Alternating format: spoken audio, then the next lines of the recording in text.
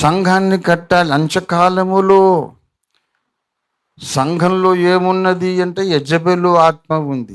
యెజబెలు ఆత్మ ఎక్కడ ఉందో అక్కడ కన్ఫ్యూజన్ ఉంది.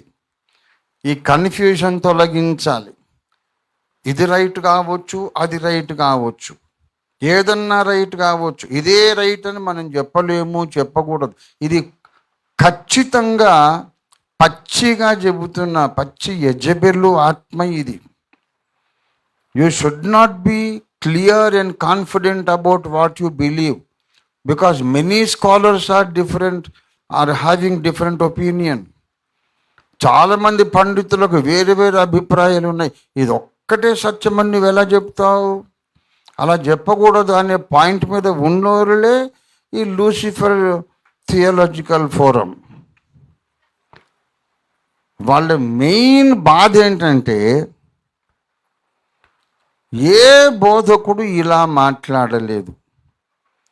ఈ ఆర్గ్యుమెంటు, ఆ ఆర్గ్యుమెంట్, ఈ ఆర్గ్యుమెంట్ అన్నీ ప్రజెంట్ చేశారు తప్ప ఇది ఒక్కటే రైట్, మిగిలిన వాళ్ళని రాంగ్ అని కొట్టిపడేసిన బోధకుడు ఎవ్వడూ లేడు. ఓఫీర్ ఒక్కడే.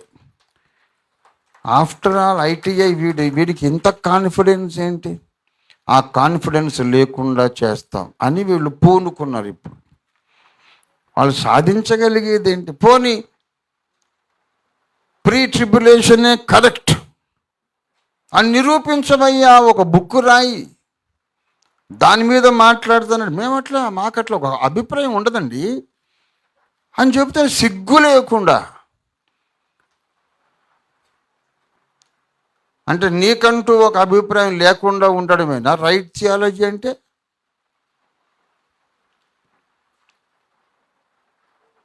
ఏది సత్యమో దాని మీద దృష్టి ఉంచాలి. బైబిల్లో దేవుడు సత్యాన్ని స్పష్టపరిచాడు. యోహాను లాంటి ఒక వ్యక్తి దగ్గరికి వాక్యం వచ్చింది అంచె దినాలలో. అతని మాట దేవుని మాట అనుకొని నువ్వు సచ్చినట్టు లోబడాలి, లేకపోతే మీరు విధేయులు కాని వాళ్ళందరూ, సత్య విషయమైన ప్రేమ లేనోళ్ళందరూ అబద్ధాన్నే నమ్మునట్లుగా దేవుడు మోసం చేసే శక్తిని పంపిస్తాడు. కాబట్టి ఇప్పుడు అంచె దినాల్లో ఒక టైం వచ్చేసింది.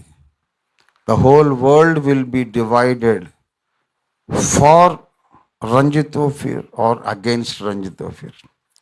ఓఫీర్ గారి పక్షం, ఓఫీర్ గారికి విరోధం, ఈ రెండు వర్గాలుగా విడిపోతారు మొత్తం ప్రపంచమంతా. ఈ లూసిఫర్ థియాలజీ ఫోరం వాళ్ళను దేవుడు అలా వాడుకుంటున్నాడు. వాళ్ళు చాలా పర్ఫెక్షనిస్టులు. ఏం చేసినా చాలా పర్ఫెక్ట్గా చేయాలనే ఉద్దేశం వాళ్ళకు ఉన్నది. చాలా పర్ఫెక్షనిస్టులు కనుకనే పడిపోవడం, చెడిపోవడం, భ్రష్టు పట్టడం కూడా పర్ఫెక్ట్గా చేసేసారు. కన్ఫ్యూజ్ కావడం, కన్ఫ్యూజ్ చేయడం కూడా పర్ఫెక్ట్గా చేస్తున్నారు. కానీ దేవుని చేత ఏర్పరచబడిన వారిని మాత్రం కన్ఫ్యూజ్ చేయలేకపోతున్నారు. దేవునికి స్తోత్రం కలుగును గాక.